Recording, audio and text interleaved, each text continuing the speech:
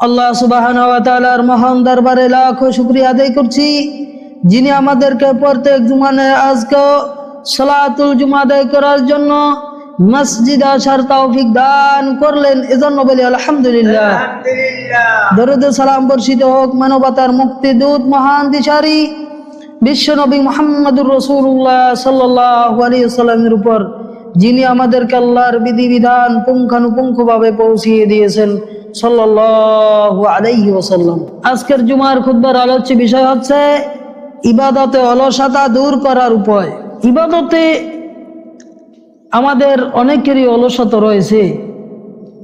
বিভিন্ন জায়গায় মাহফিল হচ্ছে, এমনিভাবে জুমার আলোচনা হচ্ছে, এমনিভাবে মোবাইলে বিভিন্নভাবে আলোচনা আমরা শ্রবণ করতেছি, তবু আমাদের ইবাদতের অলসতা দূর হচ্ছে না।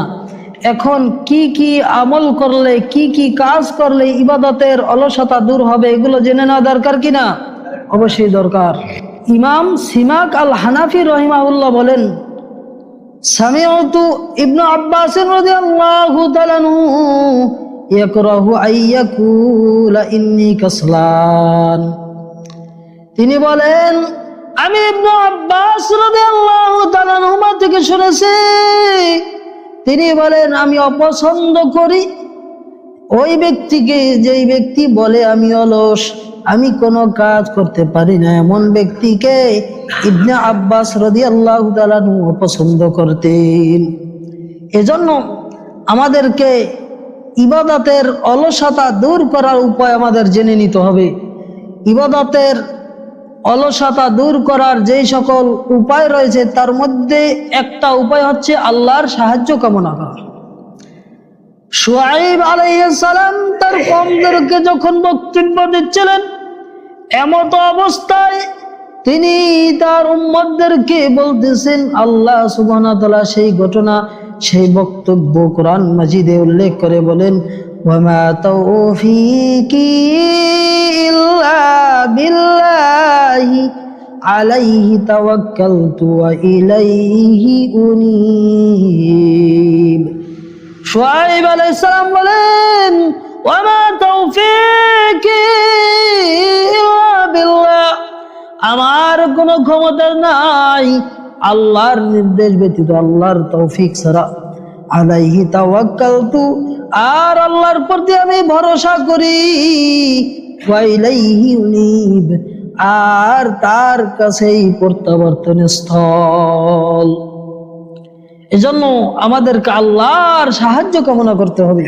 মুআয ইবনে জাবাল রাদিয়াল্লাহু তাআলা আনহু বলেন, আন্না রাসূলুল্লাহ সাল্লাল্লাহু আলাইহি ওয়াসাল্লাম আখাযা বিয়াদিহি, নবী সাল্লাল্লাহু আলাইহি সাল্লাম তার হাতটা ধরলেন এবং বললেন, নবী সাল্লাল্লাহু আলাইহি সাল্লাম বললেন, ইয়া মুআয, ওয়াল্লাহি ইন্নী লা উহিব্বুক, ওয়াল্লাহি ইন্নী লা উহিব্বুক।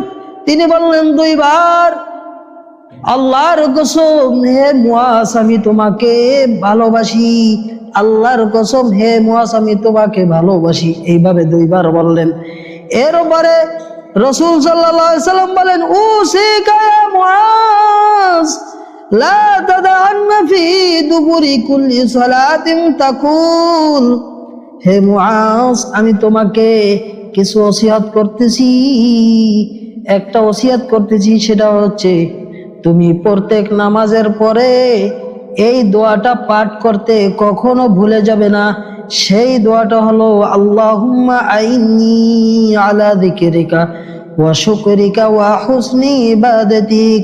হে আল্লাহ, আপনি আমাকে সাহায্য করুন আলা যিকরিকা, আপনাকে স্মরণ করার ব্যাপারে, ওয়া শুকরিকা, আপনার কৃতজ্ঞতা আদায়ের ব্যাপারে, ওয়া হুসনি ইবাদাতিক, এবং উত্তম ইবাদতের ব্যাপারে আপনি আমাকে সাহায্য করুন। তার মানে উত্তম ইবাদত আমলের জন্য আল্লাহর কাছে সাহায্য কামনা করতে হবে। আল্লাহর কাছে সাহায্য করলে আল্লাহ সুবহানাহু ওয়া তাআলা ইবাদত করার জন্য মন মানসিকতা তৈরি করে দিবেন কি দিবেন না? তাহলে আমাদের অলসতা দূর হয়ে যাবে। এমনি ভাবে অলসতা ইবাদতে অলসতা দূর করার আরেকটা মাধ্যম হচ্ছে আল্লাহর নিকটে আশ্রয় প্রার্থনা করা। হাদিসের বর্ণনা এসেছে, আনাস ইবনে মালিক রাদিয়াল্লাহু তাআলা বলেন, কানা নবী সাল্লাল্লাহু আলাইহি ওয়াসাল্লাম ইয়াকুল, নবী সাল্লাল্লাহু আলাইহি ওয়াসাল্লাম দোয়ার ক্ষেত্রে বলতেন, আল্লাহুম্মা ইন্নী আউযু বিকা মিনাল আজজি ওয়াল কাসাল, হে আল্লাহ আমি আপনার কাছে আশ্রয় প্রার্থনা করতেছি মিনাল আজ, অক্ষমতা, ওয়াল কাসাল এবং অলসতা থেকে আপনার কাছে আশ্রয় প্রার্থনা করতেছি, ওয়াল জুবন এবং বিরুতা থেকে আপনার কাছে আশ্রয় প্রার্থনা করতেছি, ওয়াল হারাম এবং বার্ধক্যতা থেকে আমি আপনার কাছে আশ্রয় প্রার্থনা করতেছি, ওয়া আউযু বিকা মিন ফিতনাতিল মাহইয়া ওয়াল মামাত এবং আমি আপনার কাছে জীবন এবং মৃত্যুর ফিতনা থেকে আপনার কাছে আশ্রয় প্রার্থনা করতেছি, ওয়া আউযু বিকা মিন আযাবিল কবর এবং আমি আপনার কাছে আশ্রয় প্রার্থনা করতেছি কবরের আযাব থেকে। তার মানে নবী সাল্লাল্লাহু আলাইহি ওয়াসাল্লাম সদা সর্বদা এইভাবে দোয়া করতেন আল্লাহর কাছে, আল্লাহ আমি আপনার কাছে অক্ষমতা, অলসতা, এমনি ভাবে বার্ধক্যতা, এমনি ভাবে জীবন এবং মৃত্যুর ফিতনা, এমনি ভাবে কবর আযাব থেকে আপনার কাছে আশ্রয় প্রার্থনা করতেছি। এজন্য আমাদেরকে এইভাবে আশ্রয় প্রার্থনা করা দরকার কি দরকার নয়? যদি আশ্রয় প্রার্থনা করা হয় তাহলে আল্লাহ সুবহানাহু ওয়া তাআলা ইবাদত করার জন্য আমাদের মন মানসিকতা তৈরি করে দিবেন কি দিবেন না? অবশ্যই দিবেন। এমনি ভাবে নেক আমল সম্পাদনের ধৈর্য ধারণ এবং কষ্ট স্বীকার করা, আমাদেরকে ইবাদতে অলসতা দূর করার আরেকটা মাধ্যম হচ্ছে নেক আমল সম্পাদনে সব সময় ধৈর্য ধারণ করতে হবে এবং কষ্ট স্বীকার করতে হবে। যেমন আল্লাহ সুবহানাহু ওয়া তাআলা বললেন, ফাসবির কামা সাবারা উলুল আজমি মিনার রুসুল। আল্লাহ সুবহানাহু ওয়া তাআলা বলেন, হে নবী আপনি ধৈর্য ধারণ করুন কামা সাবারা উলুল আজমি মিনার রুসুল, যেইভাবে দৃঢ় প্রতিজ্ঞ রাসূলগণ ধৈর্য ধারণ করেছিলেন এইভাবে আপনি ধৈর্য ধারণ করুন। কাফের মুশরিকরা বিভিন্নভাবে আপনাকে তিরস্কার করবে, আপনাকে কষ্ট দিবে, আপনাকে ঘাল মন্দ করবে, পিছনে পিছনে দোষ বলবে। হে নবী আপনি এগুলো সকল কিছু কর্ণপাত না করে আপনি ধৈর্য ধারণ করুন এবং আপনার ইবাদত আপনি চালিয়ে যান। এজন্য আমাদের কি করতে হবে? বেশি বেশি আল্লাহর প্রতি ধৈর্য ধারণ করতে হবে। করতে হবে কি হবে না? অবশ্যই। ধৈর্য ধারণ করলে ইবাদতে মনোযোগী করে দিবেন কে? আল্লাহ। আল্লাহ সুবহানাহু ওয়া তাআলা পড়াতে বলেন, ক্বাদ আফলাহা মান যাক্কাহা, ওই ব্যক্তি সফল কাম হয়েছে যেই ব্যক্তির অন্তরকে পরিশুদ্ধ করে নিয়েছে। এজন্য আমাদেরকে সফল কাম হতে হলে আমাদের অন্তরটাকে পরিশুদ্ধ করে নিতে হবে। অন্তরের মধ্যে কালিমা রাখা যাবে না, যাবে? অন্তরের মধ্যে হিংসা, বিদ্বেষ, চগলখুরিতা, এমনি ভাবে গীবত এগুলো রাখা যাবে না। আল্লাহ সুবহানাহু ওয়া তাআলা এরপর বলেন, ওয়াকাদ খাবা মান দাসাম, এবং ওই ব্যক্তি ব্যর্থ হয়ে গিয়েছে যে ব্যক্তির অন্তরকে কলুষিত করে দিয়েছে। নাউজুবিল্লাহ। এজন্য আমাদের অন্তরকে কলুষিত করা যাবে না। আমাদের অন্তরটাকে সফল কাম করার জন্য আমাদের অন্তরটাকে পরিশুদ্ধ করতে হবে। কি হবে না? অবশ্যই হবে। বকর বিন আব্দুল্লাহ রাহিমাহুল্লাহ বলেন, ইস্তাহাদু ফিল আমাল ফায়াকাসসারা বিকুমুদ দুআফা ফাকুফু আনিল মাসি। তোমরা কি করো? ইবাদতের জন্য পরিশ্রমী হও, বেশি বেশি ইবাদত আমল করতে থাকো। আর যদি তোমাদের দুর্বলতা ইবাদত করতে বাধাগ্রস্ত করে দেয় তাহলে ফাকুফু আনিল মাসি, তাহলে তোমাদের গুনাহ কাজ করতে থেকে তুমি বিরত থেকে যাও, অর্থাৎ গুনাহের কাজ থেকে তুমি ফিরে যাও। তার মানে বোঝানো হয়েছে, এই বকর ইবনে আব্দুল্লাহ রহিমাহুল্লাহ বললেন যে তোমরা ইবাদতে মনোযোগী হও, বেশি বেশি ইবাদত করার জন্য তোমরা চেষ্টা করতে থাকো। আর যদি বেশি বেশি ইবাদত আমল করতে যদি নাও পারো তবে তোমরা কি করবে?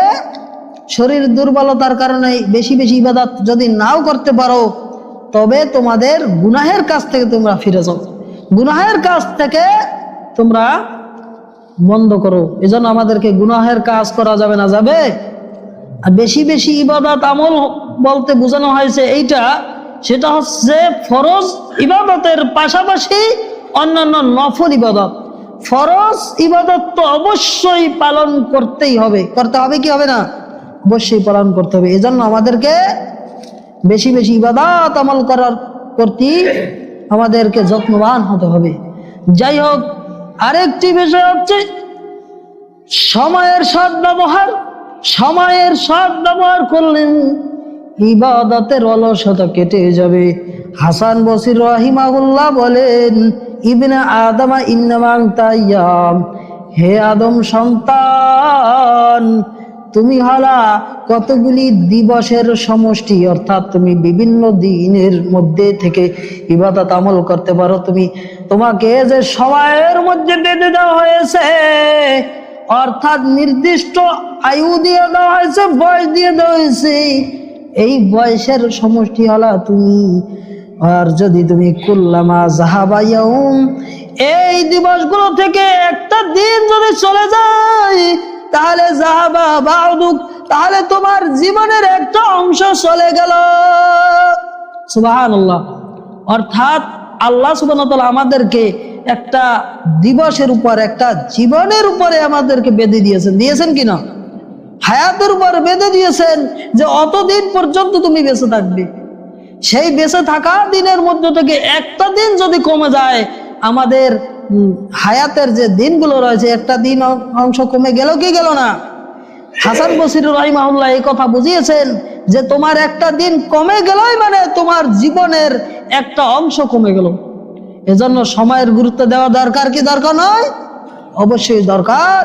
সময়ের অনেক গুরুত্ব রয়েছে। আল্লাহ সুবহানাহু ওয়া তাআলা এজন্য বলেন ওয়াল আসর, সময়ের কসম।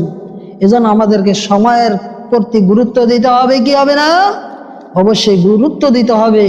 কারণ আল্লাহ সুবহানাহু ওয়া তাআলা বলেন হাত্তা ইযা জাআ আহাদুহুমুল মাউত, অতঃপর যদি তাদের মধ্য থেকে কারো মৃত্যু চলে আসে, আহাদুহুমুল মাউত, তখন ওই সকল ব্যক্তিরা বলে রব্বির জিউন, হে আল্লাহ আপনি আমাকে এখন আর মৃত্যু দিয়েন না, আপনি আমাকে আবার ফিরিয়ে দেন, আমার হায়াতটা বৃদ্ধি করে দেন।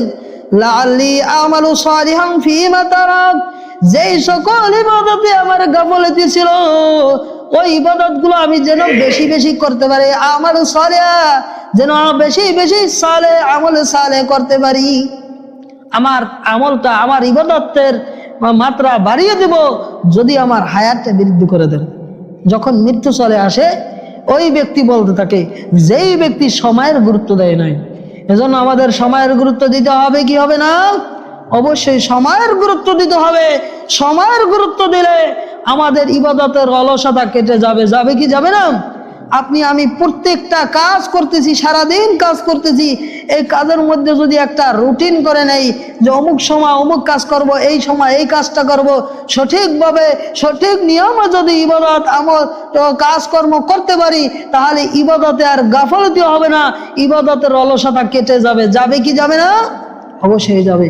যেমন আমি এইখান থেকে ঢাকা যাব বা বরিশাল যাব, আমার এখান থেকেই পরিকল্পনা করতে হবে যে আমি জোহরের নামাজটা কোন জায়গায় পড়বো, আসরের নামাজটা কোন জায়গায় গিয়ে পড়তে পারি। এই পরিকল্পনা যদি না থাকে, তাহলে কি ইবাদত আমলে কি অলসতা থাকবে কি না কেটে যাবে? কাটবে না। কেটে যাবে? কেটে যাবে না। এই জন্য আমাদেরকে পরিকল্পনা করতে হবে। সারাদিন কাজ করার জন্য আমরা যখন সকালে বের হই, সকালে বের হওয়ার সময় পরিকল্পনা করতে হবে যে জোহরের নামাজের পূর্বক্ষণ পর্যন্ত আমি এতটুকু কাজ করব, আবার নামাজ আদায় করার পরে খানা খাওয়ার শেষে আমি আবার কাজ করব আসর পর্যন্ত। এইভাবে যদি পরিকল্পনা মোতাবেক কাজ করা হয়, তাহলে কাজে বরকত আসবে কি আসবে না? অবশ্যই বরকত আসবে এবং ইবাদতের গাফলতিও কমে যাবে ইনশাআল্লাহ। এমনিভাবে কর্মহীন এবং পরনির্ভরশীল না হওয়া, এটাও যদি হয়, এগুলো যদি পরনির্ভরশীল যদি না হয় এবং কর্মহীনও যদি না হয়, তাহলে ইবাদতের গাফলতি, ইবাদতের অলসতা কেটে যাবে। আল্লাহ সুবহানাহু ওয়া তাআলা বললেন, হুয়াল্লাযী জাআলা লাকুমুল আরদা যালুলা, যিনি তোমাদের জন্য এই পৃথিবীকে তোমাদের জন্য অধীন করে দিয়েছেন, অর্থাৎ তোমাদের জন্য সুন্দরভাবে ফসল ফলানোর জন্য অধীন করে দিয়েছেন। তোমরা চাইলে পৃথিবীকে সুন্দরভাবে ফসল ফলাতে পারো, উর্বর করে দিয়েছেন। ফামশু ফি মানাকিবিহা, যদি তোমরা চাও এই পৃথিবীতে দূর দিগন্তে ভ্রমণ করতে পারো। দিক দিগন্তে আমরা ভ্রমণ করতে পারি, চাইলে করতে পারি, কোনো অসুবিধা আছে? অসুবিধা নাই। দিক দিগন্তে ভ্রমণ করে আল্লাহর রিজিক, আল্লাহর অনুগ্রহ রাজি অন্বেষণ করতে পারি। আল্লাহ সুবহানাহু ওয়া তাআলা সেই কথা বললেন। এরপরে বলেন, ওয়া কুলু মির রিজকিহি, আর আল্লাহ সুবহানাহু ওয়া তাআলা তোমাদের যে রিজিক দান করেছেন এগুলো থেকে তোমরা ভক্ষণ করো। ওয়া ইলাইহিন নুশুর, আর তার কাছেই তোমাদেরকে ফিরে যেতে হবে। অপর আয়াতে আল্লাহ সুবহানাহু ওয়া তাআলা বলেন, ওয়াবতাগি ফীমা আতাকাল্লাহুদ দারাল আখিরা, আল্লাহ সুবহানাহু ওয়া তাআলা তোমাদেরকে যা দিয়েছেন, যে সকল জিনিসপত্র দিয়েছেন, অনুগ্রহ রাজি নিয়ামত গুলো দিয়েছেন, এই নিয়ামতের মাধ্যমে তোমরা আখিরাতের গৃহ অন্বেষণ করো, তথা জান্নাতকে অন্বেষণ করতে হবে, ঠিক কিনা? এজন্য আমাদেরকে আল্লাহর ইবাদত বেশি বেশি করার চেষ্টা করা দরকার কি দরকার নয়? অবশ্যই দরকার। আল্লাহ সুবহানাহু ওয়া তাআলা এরপরে বলেন, ওয়ালা তানসা নাসিবিকা মিনাদ দুনিয়া, আর তুমি কখনো ভুলে যেও না তোমার প্রাপ্য দুনিয়ার মধ্যে থেকে, যে তোমার অনুগ্রহ রাজি, তোমার এই দুনিয়ার মধ্যে যে আল্লাহ সুবহানাহু ওয়া তাআলা যে নিয়ামতগুলো দিয়েছেন, এই নিয়ামতগুলো বুঝে নিতে তুমি কখনো ভুলে যেও না। অর্থাৎ আমাদেরকে আল্লাহ সুবহানাহু ওয়া তাআলা এখানে বুঝিয়েছেন যে তোমরা কাজকর্ম করে তোমাদের রিজিকগুলো অন্বেষণ করো। রিজিকগুলো অন্বেষণ করতে তোমরা কখনো ভুলে যেও না, তোমরা ঘরে বসে থেকো না। আল্লাহ সুবহানাহু ওয়া তাআলা এই কথা বুঝিয়েছেন। নবী সাল্লাল্লাহু আলাইহি সাল্লাম বললেন, মা আকালা আহাদুন তাআমান কুতু খায়রাম মিন আইয়াকুলা মিন আমালি ইয়াদিহি, কোন ব্যক্তি সবচেয়ে উত্তম খাবার ওই ব্যক্তি খায় যে ব্যক্তি তার নিজ হাতে উপার্জন করে, এর যে উত্তম খাবার কেউ খাইতে পারে না। তার মানে বোঝা যায় যে হাতে উপার্জন করার মাধ্যমে যে উপার্জিত যে জিনিসটা আমরা গ্রহণ করতেছি, এইগুলো হচ্ছে নবী সাল্লাল্লাহু আলাইহি ওয়াসাল্লামের বক্তব্য মোতাবেক এটা হচ্ছে সবচেয়ে উত্তম খাবার, ঠিক কিনা? এরপর নবী সাল্লাল্লাহু আলাইহি সাল্লাম বলেন, ওয়া ইন্না নাবিয়্যাল্লাহি দাউদ আলাইহিস সালাম কানা ইয়াকুলু মিন আমালি ইয়াদিহি, আর আল্লাহর নবী দাউদ আলাইহিস সালাম নিজ হাতে কাজ করে তিনি উপার্জন করে খেতেন। সুবহানাল্লাহ। তার মানে দাউদ আলাইহিস সালাম নিজ হাতে উপার্জন করে তারপর ভক্ষণ করতেন। এমনকি একটা হাদিসের বর্ণনায় এসেছে, পৃথিবীতে আল্লাহ সুবহানাহু ওয়া তাআলা এমন কোন নবী প্রেরণ করে নাই যেই নবী পৃথিবীর বুকে বকরি চড়ায় নাই। তার মানে বোঝা যায় এই হাদিস দ্বারাও যে প্রত্যেক নবী কাজ করে খেয়েছেন। খেয়েছেন কি খেয়েছেন না? আমাদেরকে যেন বসে খাওয়া যাবে, আল্লাহর ইবাদত করার জন্য চেষ্টা করতে হবে, ইবাদতের পাশাপাশি কাজকর্ম করতে হবে। ইবাদতের জন্য সব সময়টা দিয়ে দিলাম আর কাজ করলাম না, উপার্জন করলাম না, পরিবার পরিজনের জন্য নিজের জন্য করলাম না, তাহলে কি কোথা থেকে উপার্জন আসবে, কোথা থেকে রিজিক আসবে? আমাদেরকে অবশ্যই চেষ্টা করতে হবে। হবে কি হবে না? অবশ্যই হবে। আব্দুল্লাহ ইবনে মাসউদ রাদিয়াল্লাহু তাআলা আনহু বলেন, ইন্নী আকরাহু আন আরার রাজুলা ফারিগন, নিশ্চয় আমি ওই ব্যক্তিকে সবচেয়ে বেশি অপছন্দ করি যেই ব্যক্তি অকর্মণ্য, যেই ব্যক্তি কাজকর্ম করে না। লাইসা ফি আমালি আখিরাতি ওয়ালা দুনিয়া, দুনিয়ার জন্য কোনো কাজকর্ম করে না, আখিরাতের জন্য কোনো কাজ করে না, আমি ওই ব্যক্তিকে সবচেয়ে বেশি অপছন্দ করি। নাউজুবিল্লাহ। এজন্য আমাদেরকে কি করতে হবে? বেশি বেশি কাজ করার চেষ্টা করতে হবে, ইবাদত আমল করতে হবে, পাশাপাশি দুনিয়ার উপার্জন করার জন্য চেষ্টা করতে হবে। এমনি ভাবে আরেকটা আমল করলে আমাদের ইবাদতের অলসতা কেটে যাবে, সেটা হচ্ছে সাধ্যমতো চেষ্টা করা। সাধ্যমাত্র চেষ্টা করতে হবে আল্লাহর ইবাদত করার প্রতি। এমনি ভাবে সাধ্যমতো চেষ্টা করতে হবে রিজিক অন্বেষণের জন্য। আল্লাহ সুবহানাহু ওয়া তাআলা বলেন, ওয়া আল্লাইসা লিল ইনসানি ইল্লা মা সা। আল্লাহ সুবহানাহু ওয়া তাআলা বলেন, মানুষ যাই চেষ্টা করে সেই চেষ্টা অনুযায়ী সে প্রতিফল পায়। মানুষ যেই চেষ্টা করে সেই চেষ্টা অনুসারেই সে প্রতিফল পায়। এজন্য আমরা যেইভাবেই চেষ্টা করি সেই অনুযায়ী আমরা প্রতিফল পাই কি পাই না? অপর আয়াত আল্লাহ সুবহানাহু ওয়া তাআলা বলেন, ওয়া তিলকাল জান্নাতুল্লাতী উরিসতুমুহা বিমা কুনতুম তা'মালুন। জান্নাতীদেরকে যখন জান্নাতে নিয়ে যাওয়া হবে, জান্নাতীদেরকে দেখিয়ে দেওয়া হবে ওই যে জান্নাত, যে জান্নাতের জন্য তোমাদেরকে উত্তরাধিকার করে দেওয়া হয়েছে, ওই জান্নাতের জন্য তোমরা দুনিয়ার বুকে যে আমল করেছিলে এই জন্যই তোমাদেরকে এই জান্নাত ওয়ারিস হিসেবে প্রদান করা হয়েছে। সুবহানাল্লাহ। তার মানে আমরা যে কাজকর্ম করেছি, ইবাদত আমল করেছি, এই ইবাদত আমলের জন্যই, ইবাদত আমলের মাধ্যমেই আমরা প্রতিদান পাবো কি পাবো না? যেন আমাদেরকে সেইভাবে চেষ্টা করতে হবে। এমনি ভাবে দীর্ঘজীবী হওয়ার আশা আকাঙ্ক্ষা আমাদের পরিহার করতে হবে। আমাদের সমাজে মানুষ আছে যারা চিন্তা করে যে বহু বছর আমরা বেঁচে থাকবো, বিশাল ঘর বাড়ি তৈরি করব এবং অনেক অট্টালিকা হবে, এরকম ধারণা করে কি করে না? অনেক ধারণা, অনেক কিছু করে। আল্লাহ সুবহানাহু ওয়া তাআলা বলেন, যারহুম ইয়াকুলু ওয়া ইয়াতামাত্তাউ ওয়া ইউলহিমুল আমাল ফাসাওফা ইয়ামালুন। হে নবী, আপনি তাদেরকে ছেড়ে দিন, তাদেরকে নিজের অবস্থা তাদেরকে ছেড়ে দিন। তারা খেতে থাকুক, ইয়াকুলুনা, তারা খেতে থাকুক, ওয়া ইয়াতামাত্তাউ, আর তারা ভোগ করতে থাকুক, এবং তারা মহাচ্ছন্ন হয়ে থাকুক, দুনিয়ার বিভিন্ন মহাচ্ছন্ন হয়ে থাকুক, এবং ওয়াইলহিমুল আমাল ফাসাওফা ইয়ামালুন, বিভিন্ন আশা আকাঙ্ক্ষায় তারা মহাচ্ছন্ন হয়ে থাকুক, অতি শীঘ্রই তাদের কৃত কর্মের প্রতিফল দেখতে পাবে। তারা জানতে পারবে তাদের প্রতিফল কি হয়েছে। এজন্য আমাদেরকে দীর্ঘ আশা করা যাবে না, যাবে।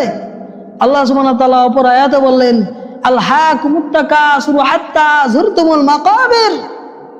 হে দুনিয়ার মানুষ, তোমরা বিভিন্ন চাকচিক্যের মহাচ্ছন্ন হয়ে পড়েছ, দীর্ঘ আশায় মহাচ্ছন্ন হয়ে থাকো ওই পর্যন্ত যতক্ষণ না তোমাদের মৃত্যু আসে, তোমরা কবরে চলে যাও।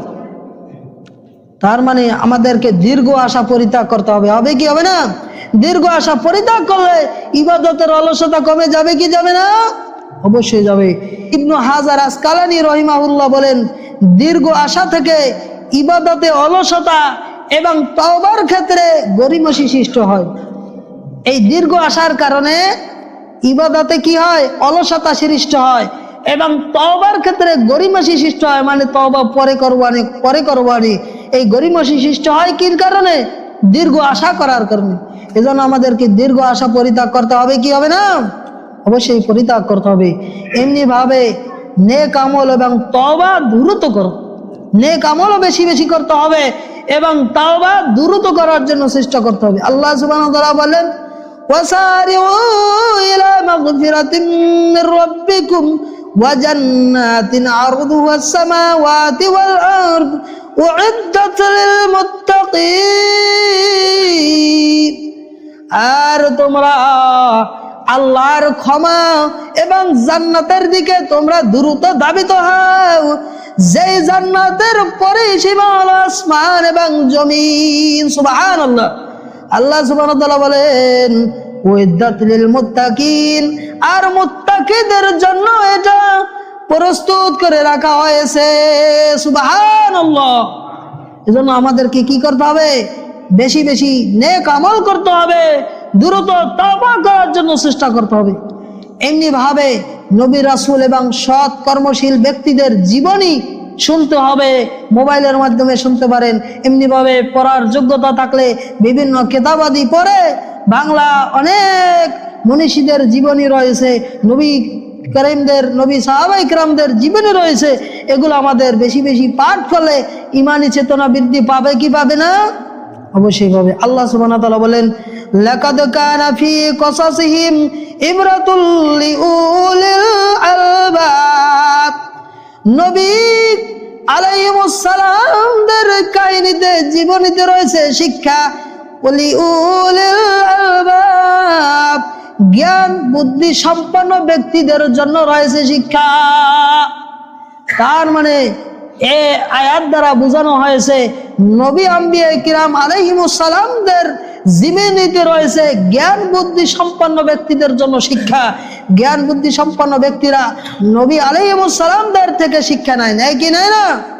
এমনি ভাবে বিশার ইবনু হারিস রাহিমাহুল্লাহ বললেন, বিহাসবিকা আন্না কওমান মাউতা তাহিয়াল কুলুবু বিযিকরিহিম। বিশার ইবনু হারিস রাহিমাহুল্লাহ বলছেন, এমন কতিপয় মনীষী রয়েছে যারা মৃত্যুবরণ করার পরও তাদের জীবনী নিয়ে আলোচনা করলে অন্তরটা জীবিত হয়ে যায়। সুবহানাল্লাহ। এরকম আছে কি আছে না? এমনি ভাবে তিনি বলতেছেন, ওয়া আন্না কওমান আহইয়াআন তাকসুল কুলুবু বিরুয়াতিহিম।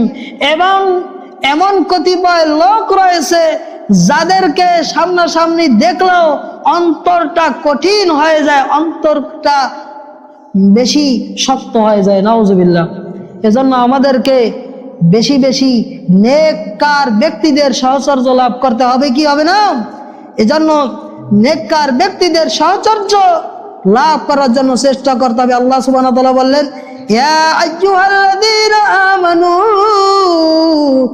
আমানুত্তাকুল্লাহা ওয়া কুনু মা'আস সাদিকিন।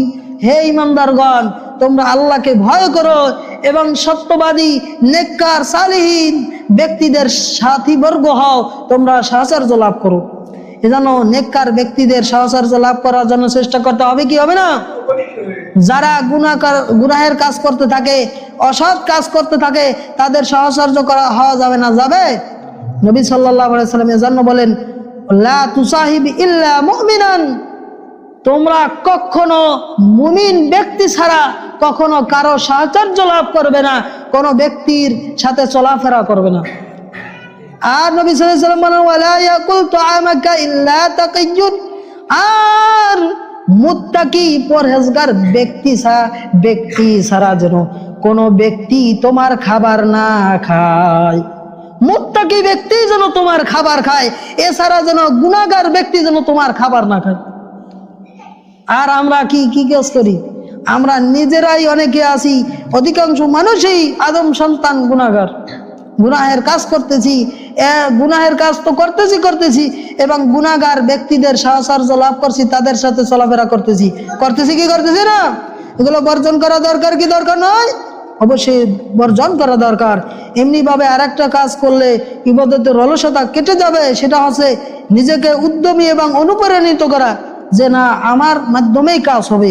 আমি নিজেকে অলস দাবি করে নিজেকে অলস হওয়ার মতো থাকা যাবে না। যাবে, নিজেকে অনুপ্রাণিত করতে হবে যে আমার মাধ্যমে কাজ করতে হবে, আমি শয়তানকে পরাজিত করে আমি নেককার মুমিন হয়ে যাব। এইরকম একজন মুমিন চিন্তা ভাবনা করতে পারে কি পারে না? অবশ্যই পারে। হাদিসের বর্ণনায় এসেছে, নবী সাল্লাল্লাহু আলাইহি সাল্লাম বললেন, আল মুমিনু কাওয়িয়্যুন খায়রু ওয়া আহাব্বু ইলাল্লাহি মিনাল মুমিনিদ দাঈফ। নিশ্চয় শক্তিশালী মুমিন এবং দুর্বল মুমিনের মধ্য থেকে পার্থক্য আছে। শক্তিশালী মুমিন ব্যক্তিকে আল্লাহ সুবহানাহু ওয়া তাআলা সবচেয়ে বেশি পছন্দ করেন এবং ওই ব্যক্তি সবচেয়ে উত্তম। সুবহানাল্লাহ। নবী সাল্লাল্লাহু আলাইহি ওয়াসাল্লাম ওয়া ফি কুল্লি খায়রুন, এবং প্রত্যেকের মধ্যেই কল্যাণ রয়েছে। নবী সাল্লাল্লাহু আলাইহি ওয়াসাল্লাম প্রত্যেক ব্যক্তিকেই বলছেন, আহরিস আলা মা ইয়ানফাউক, তোমরা কল্যাণকর বিষয়ে তোমরা অগ্রগণ্য হও, তোমরা বেশি বেশি কল্যাণকর মূলক কাজ করো। এরপরে নবী সাল্লাল্লাহু আলাইহি ওয়াসাল্লাম বলেন, ওয়াস্তাইন বিল্লাহ, আর আল্লাহর সাহায্য কামনা করো। আল্লাহর সাহায্য কামনা করে তোমরা কল্যাণকর মূলক কাজ করতে থাকো। এরপরে নবী সাল্লাল্লাহু আলাইহি ওয়াসাল্লাম বললেন, ওয়ালা তাউজাস, আর তোমরা কখনো অলসতা কাজ করিও না, অলসতামূলক কোনো কিছু করিও না। তার মানে অলস হয়ে থেকো না। আমাদেরকে অলস হয়ে থাকা যাবে? এমনিভাবে আর একটা আমল করলে আমাদের ইবাদতে আমলে অলসতা কেটে যাবে, সেটা হচ্ছে অলসতা আনয়নকারী এবং সময় বিনষ্টকারী বস্তুগুলো পরিত্যাগ করতে হবে। আজকের বর্তমান সমাজে অলসতা আনয়নকারী এবং সময় বিনষ্টকারী বস্তু আমাদের হাতে হাতে থাকে কি থাকে না? টিভি, এমনিভাবে ল্যাপটপ, কম্পিউটার, এমনিভাবে মোবাইলের মাধ্যমে সময় নষ্ট হয়ে যায়, কিন্তু টেরও পাই নাই কোনখান থেকে আমাদের সময় চলে গেছে। যায় কি যায় না? নবী সাল্লাল্লাহু আলাইহি সাল্লাম বললেন, মিন হুসনি ইসলামিল মারই তারকু মা লা ইয়ানি। ইসলামের মধ্যে ব্যক্তির জন্য সবচেয়ে সৌন্দর্য ওই জিনিসটা, সেটা হচ্ছে অনর্থক কাজ পরিত্যাগ করা। এজন্য আমাদেরকে কি করতে হবে? অনর্থক জিনিস, কাজকর্ম, বস্তু পরিত্যাগ করতে হবে। এমনিভাবে সালাতে যত্নবান হতে হবে, নামাজের প্রতি যত্নবান হওয়ার জন্য চেষ্টা করতে হবে। চেষ্টা হলে ইবাদতে অলসতা কেটে যাবে কি যাবে না? অবশ্যই যাবে। হাদিসের বর্ণনা এসেছে, নবী সাল্লাল্লাহু আলাইহি সাল্লাম বললেন, কোনো ব্যক্তি যখন ঘুমিয়ে যায় তখন শয়তান তার গাড়ে 3টা গিরা দেয়। কয়টা গিরা দেয়? 3টা গিরা দেয়। প্রত্যেকটা গিরা দেওয়ার সময় বলতে থাকে যে, হে অমুক, তুমি যে ঘুমিয়েতেছো, এই রাতটা অনেক গভীর, রাতটা অনেক দীর্ঘ, অতএব তুমি নিরিবিলি ঘুমাতে থাকো। হাদিসের বর্ণনা এসেছে, নবী সাল্লাল্লাহু আলাইহি সাল্লাম বলেন, কোনো মুমিন ব্যক্তি যখন ঘুম থেকে উঠে তখন আল্লাহর জিকির শুরু করে দেয় এবং দোয়া পড়ার কারণে আল্লাহর পক্ষ থেকে শয়তানের একটা গিট খুলে যায়। সুবহানাল্লাহ। এরপর মুমিন ব্যক্তি যখন ঘুম থেকে উঠে জিকির আজকার করার পরে, দোয়া কালাম পড়ার পরে উঠে ওযু করে, আল্লাহর পক্ষ থেকে ওই ব্যক্তির উপর যে শয়তান 3টি গিট দিয়েছেন, ওই 3টি গিটের আরেকটি গিটে খুলে যায়। সুবহানাল্লাহ। ওই ব্যক্তি যখন নামাজে আদায় দাঁড়িয়ে যায় তখন 3টি গিট সম্পূর্ণ খুলে যায়। সুবহানাল্লাহ। নবী সাল্লাল্লাহু আলাইহি সাল্লাম বলেন, ফাসবাহা নাশীতান তাইয়িবান নফস। ওই ব্যক্তির সকাল হয় উৎফুল্ল মানে এবং অনাবিল চিত্তে। সেই ব্যক্তি খুব উৎফুল্ল মানে তার সকালটা হয়ে যায়। সুবহানাল্লাহ। নবী সাল্লাল্লাহু আলাইহি সাল্লাম বললেন, আর কোন ব্যক্তি যদি ঘুমাইতে থাকে, ইবাদত আমল কোনো কিছু করে না, ফজর নামাজ আদায় করে না, ওই ব্যক্তি সম্পর্কে নবী সাল্লাল্লাহু আলাইহি সাল্লাম বলেন, ওয়া ইল্লা আসবাহা খুবিসাত নাফসি কাসলান। ওই ব্যক্তি কলুষিত মনে অলসতা সহকারে সে ঘুম থেকে সকাল করে। নাউজুবিল্লাহ। এজন্য আমাদেরকে সেই সকাল করে ফজর নামাজ আদায় না করে ওঠা যাবে। আমাদেরকে ফজরের নামাজ সঠিকভাবে আদায় করতে হবে। ফজরের নামাজ জামাতের সহিত সঠিকভাবে আদায় করলে আল্লাহ সুবহানাহু ওয়া তাআলা তার জিম্মেদারি নেবেন কি নেবেন না?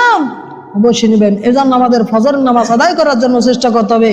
আর একটা আমল বলেই শেষ করে দেব ইনশাআল্লাহ, সেটা হচ্ছে ফজরের পরে ঘুম বর্জন করা। আমাদেরকে ফজরের নামাজের পরে ঘুম বর্জন করতে হবে। আমাদের অনেক মানুষ রয়েছে যারা ফজরের নামাজ আদায় করে আর একটা ঘুম দেয় কি দেয় না? সারা রাত্র ঘুমাইছে, এখন ক্লান্ত হয়ে গেছে, আর একটা আবার ঘুম দেয় কি না? এই ঘুম দেওয়া যাবে না। যদি ঘুমাতেই হয় তাহলে সূর্যোদয়ের পরে ঘুমাতে হবে। নবী সাল্লাল্লাহু আলাইহি সাল্লাম দোয়ায় বলতেন, আল্লাহুম্মা বারিক লি উম্মতি ফি বুকুরিহা। হে আল্লাহ, আমার উম্মতের জন্য সকাল বেলার বরকত দান করো। সুবহানাল্লাহ। নবী সাল্লাল্লাহু আলাইহি সাল্লাম এইভাবে দোয়া করতেন। এজন্য আমাদেরকে ফজরের নামাজের পরে সূর্যোদয়ের আগে ঘুমানো যাবে। আল্লাহ সুবহানাহু ওয়া তাআলা বলেন, ওয়াজআলনাল লাইলা লিবাসা। আল্লাহ সুবহানাহু ওয়া তাআলা রাতকে আবরণ করে দিয়েছেন ঘুমানোর জন্য। ওয়াজআলনান নাহারা মাআশা। এবং দিনকে করেছেন জীবিকা অন্বেষণের সময়। দিনকে সময় করে দিয়েছেন জীবিকা অন্বেষণের জন্য। এজন্য আমাদেরকে এই সকল আমলের মাধ্যমে অলসতা কাটিয়ে দিয়ে আমাদেরকে বেশি বেশি ইবাদত আমল করার জন্য চেষ্টা করতে হবে। হবে কি হবে না? আল্লাহ সুবহানাহু ওয়া তাআলা আমাদেরকে সঠিক বুঝে আমল করবার তৌফিক দান করুন। আমিন। ওয়া আখির দাওয়ানা আলহামদুলিল্লাহি রাব্বিল আলামিন। আকুলু কওলি হাযা আস্তাগফিরুল্লাহ লি ওয়া লাকুম লিসাইরিল মুসলিমিন মিন কুল্লি জামবি ওয়া আতুবু ইলাইহি। সুবহানাকাল্লাহুম্মা বিহামদিকা আশহাদু আল্লা ইলাহা ইল্লা আনতা আস্তাগফিরুকা ওয়া আতুবু ইলাইক।